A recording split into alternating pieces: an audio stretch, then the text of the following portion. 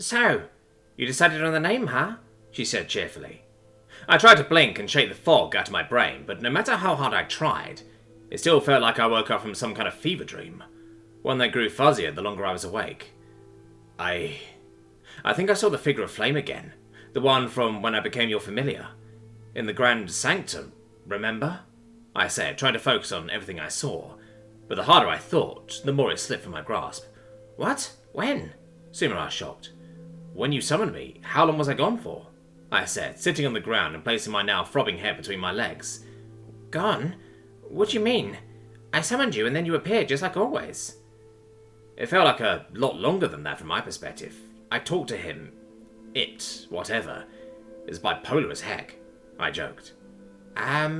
Sumer started, but I cut her off. He was switching back and forth between aggressive and friendly.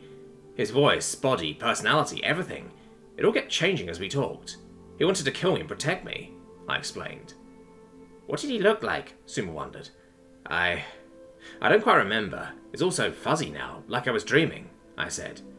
Do your people dream? I wondered. Of course, she scoffed. But I never remember mine afterward. Me neither. But this definitely wasn't a dream. I know the difference, I said. I know I have said this before, but you certainly are a weird familiar sometimes, Sumer laughed. So did you say anything important? I thought for a moment, trying to recall what happened as best as I could. I don't think so. I stood up again, my headache fading away. He mostly just said he was my doom and my friend. What do you want to do about it? Sumer questioned, with her head tilted curiously. Nothing, yet, I said, after a moment of pause to think. Even if I wanted to right now, I wouldn't know what to do or where to begin. So what do you want to do then? She asked. What I came here to do for now. Let's go name my sword and shield, I said, looking around for my weapons. I found them where I had left them yesterday, laying on top of a stone under the shade of a large tree. So you have the names then? Sumer chirped. Yes, I do. Let's do the shield first, I said, and held the shield out. Sumer landed on my shoulder, and I moved it close enough for her to touch it. Just like last time, she cast a spell, and a blue magic circle formed on it, and wrapped itself around the shield. Another formed around both of our feet. Now name it, Sumer said. Aegis, I said. And the magic circles changed from a brilliant blue to a burning red, then faded away. Aegis? Sumer asked. Yeah. A great warrior from my world's mythology used a shield by that name, I said. Sumer nodded her head in understanding. Okay. Are you ready to do the sword? Absolutely, I answered. We repeated the process once more, and when Sumer told me to name it, I shouted out, Mori! And just as before, the circle shifted from blue to red, then vanished. And what mythical hero used a sword named Mori? Sumer asked. None that I know of. In the dead language of my world, Mori means death, or to die. A fitting name for this one, I thought, I said. Ah, so you speak some of your world's forgotten languages? Sumer asked.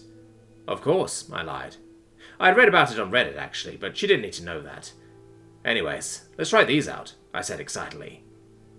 How do you want to test it? Sumer asked, and flew over to a low-hanging tree branch. I looked around at the ground, then the trees, and finally at Sumer. I don't think you could lift the stick up and whack me with it, so why don't you just cast an attack spell at me, I suggested. Sumer looked nervously at the ground and shifted on her branch. I don't know. That doesn't seem like a great idea, she said hesitantly.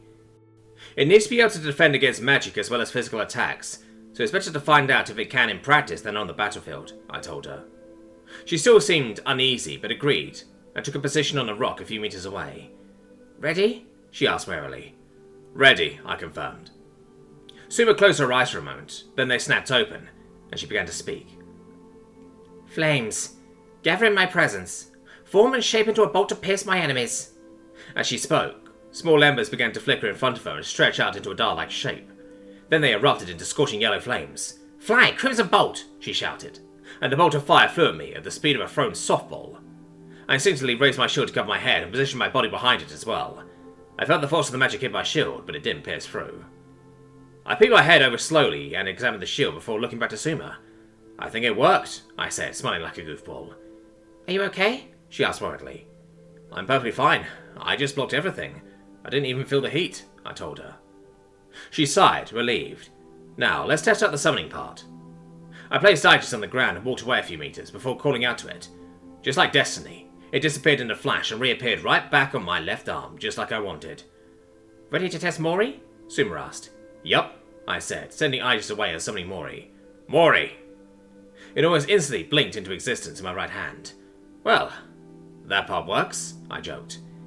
It's a weapon made to cut things, right? What will you test it on? Sumer wondered. First, I want to test the balance. I took fencing in high school, so I know I can use it, but I am worrying about its strength. I'll just test its edge later on some fruit and logs, I explained. I started swinging the sword a bit, just some simple thrusts and downward slashes at first. But once I started to get a feel for it, I began doing mock parries and other more advanced techniques. I could feel Suma's eyes on me, staring in some mix of awe and concern. I sent Mori away and asked if she had any fruit. Suma snapped out of her fixation with a jolt. Yes. In town we could buy several kinds of fruit.